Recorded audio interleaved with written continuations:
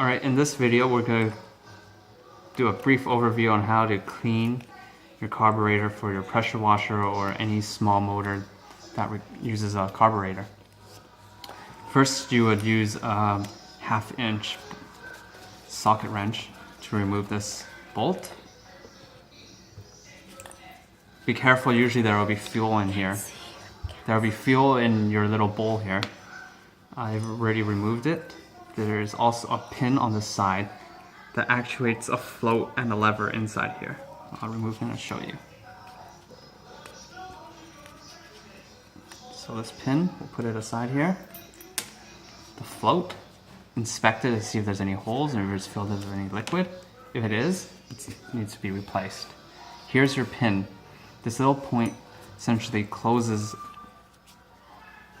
a valve or pinches it closed so no fuel would make it into your bowl when your float is floating. And when it's empty, your float lowers, hence allowing fluid to come in. Yeah, hence a float. Hence Pennywise and floats, and everything floats. Though I digress.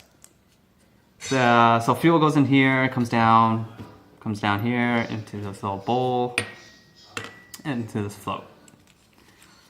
So what you'll need to clean in some models is this thing in here. This little brass pin. Find yourself something thin, like this wire, that can essentially go in and scrape it clean. You'll also want to clean your bypass, this thing right here. So you can use some carb cleaner or throttle body cleaner to clean this out. You want to clean out all your little ports. This port right here, if you can see it, in here, and your fuel in. You can check these by blowing air in to make sure they are clear. And once you've done that, you also want to check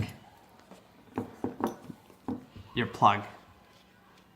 This plug screws onto your well. This plug screws onto your well and has two little vent holes, right, like that. These two vent holes are joined by this hole right here through the bolt. It will need to be cleaned. If it's not cleaned, you can see there's dried up stuff, crud inside. You can see stuff coming out.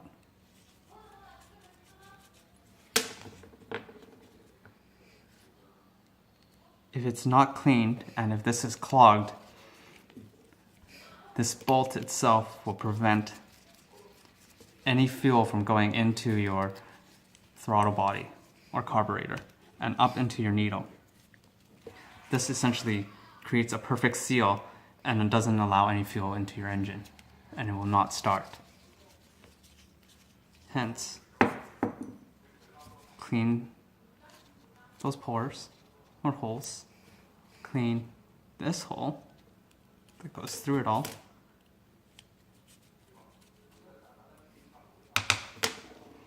Blow some air through it, blow some carb cleaner, make sure the flow is working properly and through this bolt. So from there, we're going to reassemble it. It's as easy as a little puzzle piece. Take your float, take your needle, slot it in there. Dangle it upside down into the valve. Next is the pin, the float pin,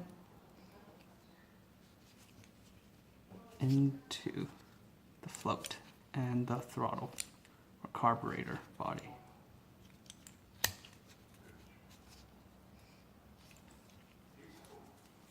Next, if your gasket did come off, you would have a gasket and you put it on for this float.